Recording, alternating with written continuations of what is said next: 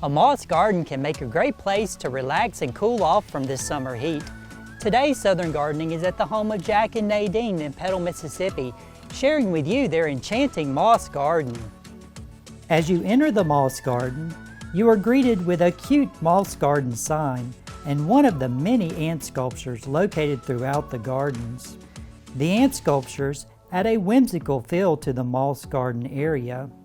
The dense green moss covering the ground looks like a thick green carpet. Umbrella palms around the garden add to the enchanted atmosphere. The bracts of the umbrella palms, sometimes referred to as leaves, resemble the spokes of an umbrella. Begonias and impatiens add a pop of color to the garden. A rustic and unique swing provides the perfect place to sit, relax, and enjoy the beautiful garden.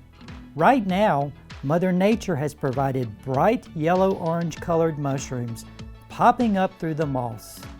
They definitely catch your eye with their bright color. An old fabric rug covered in moss defines a nice seating area to unwind and enjoy a refreshing beverage.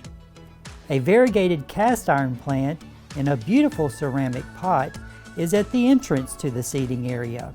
Its dark green leaves with yellowish-white speckles really stand out. The pink begonias in colorful ceramic pots also brighten up the seating area. Consider adding a moss garden to a shady area of your landscape. It will provide a great place to relax and cool off from the summer heat. I'm Eddie Smith, and I will see you next time on Southern Gardening.